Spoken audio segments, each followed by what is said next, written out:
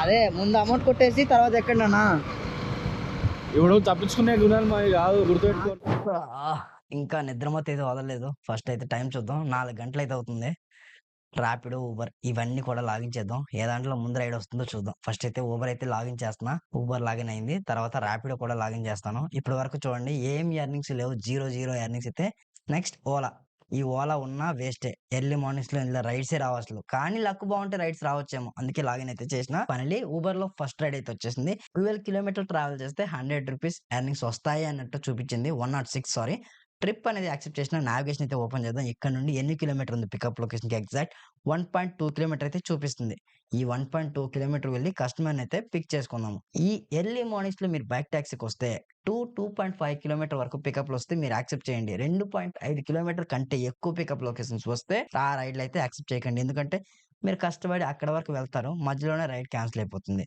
Night లో travel చేసే customers ఎలా ఉంటారంటే మోస్ట్లీ 50% పీపుల్స్ అందరు కూడా 2 బైక్స్ అయితే బుక్ చేస్తారు. ఏ బైక్ ముందొస్తే ఆ బైక్‌లో వెళ్ళిపోతారు. సెకండ్ బైక్ అయితే క్యాన్సిల్ చేస్తారు. అందుకోసమనే రైడ్ యాక్సెప్ట్ చేయగానే మీరు కస్టమర్‌కి కాల్ చేసి మాట్లాడండి. సార్ పికప్ లొకేషన్ 1 కిలోమీటర్ చూపిస్తుంది. నేనొక వితిన్ 5 మినిట్స్‌లో వచ్చేస్తాను సార్. మీరు వెయిట్ చేస్తారా? లేకుంటే రైడ్ క్యాన్సిల్ చేస్తున్నారా? నేనైతే రైడ్ తీసుకున్నా. మీ దగ్గరికే వచ్చేస్తున్నాను. ఐయామ్ ఆన్ ది వే అని చెప్పి చెప్పండి. డైరెక్ట్ వెళ్ళిపోతే రైడ్ అయితే క్యాన్సిల్ అయిపోతుంది. ఫైనల్లీ కస్టమర్ పెట్టిన పికప్ లొకేషన్‌కి అయితే వచ్చేసాను. రాగానే ఊబర్ యాప్ ఓపెన్ చేయండి. ఊబర్ యాప్ ఓపెన్ చేసిన తర్వాత ట్రిప్ అనేది స్టార్ట్ చేయండి. ట్రిప్ స్టార్ట్ చేయాలంటే ఓటీపీ అయితే ఉండాలి. ఓటీపీ లేకుండా ట్రిప్ అయితే మనం స్టార్ట్ చేయలేం. ఇది మీ అందరికీ తెలిసిందే కదా. నావిగేషన్ చూద్దాం. ఎగ్జాక్ట్ 12 కిలోమీటర్ అయితే చూపిస్తుంది. 12 కిలోమీటర్ కి 22 మినిట్స్ అయితే చూపిస్తుంది. అరౌండ్ 20 మినిట్స్ లో మనం ఈ డ్రాప్ అయితే ఫినిష్ చేయొచ్చు. ఇదే రైడ్ డే టైమ్ లో తీసుకుంటే 12 కిలోమీటర్లు ట్రావెల్ చేయాలంటే ఎలా లేదన్నా 30 మినిట్స్ అయితే టైం పడుతుంది. అవునా కాదా? మీరే చెప్పండి. ఎర్లీ మార్నింగ్స్ లో వస్తే రైడర్స్ తక్కువగా ఉంటారు. సో రైడ్స్ ఎక్కువగా వస్తూ ఉంటాయి. కాంపిటీషన్ తక్కువగా ఉంటుంది. నెక్స్ట్ థింగ్ ఏంటంటే రోడ్లన్నీ ఖాళీగా ఉంటాయి. ఎంప్టీ రోడ్లు ఉండడం వల్ల ఎక్కువ కిలోమీటర్ని కూడా తక్కువ టైంలో కవర్ చేసేయొచ్చు. ఇక్కడ మనకి పెట్రోల్ సేవ్ అవుతుంది. ట్రాఫిక్ స్ట్రగుల్స్ ఉండవు. సిగ్నల్స్ ఉండవు. మీరు నైట్ టైం డ్యూటీకి వచ్చినా, ఎర్లీ మార్నింగ్ బైక్ టాక్సీకి వచ్చినా మీ దగ్గర ర్యాపిడో, ఊబర్, ఓలా ఈ 3 యాప్స్ ఉండాలి. ఓకేనా? ఒక్క నిమిషం భయ్యా, కస్టమర్ సార్ పిలుస్తున్నారు.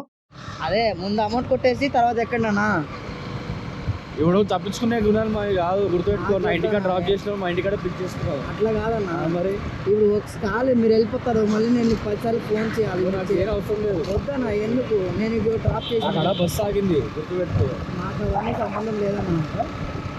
నాకు డబ్బులు కొట్టేసి మీరు ఎక్కేయండి. నేను ఆ డ్రైవర్తో మాట్లాడుకుంటే ఇప్పుడు ఇంత కూర్చొని ఇంత టైం ఉంది కదా, కొట్టేసి అప్పటిదాకా. చూసారా భయ్య, ఈ కస్టమర్ సార్ ఏమంటున్నారు? నా కోసం బస్ వెయిట్ చేస్తుంది తమ్ముడు, నేను ఈ అమౌంట్ తర్వాత పే చేస్తాను, ముందు నేను దిగి వెళ్ళిపోతాను అంటున్నారు.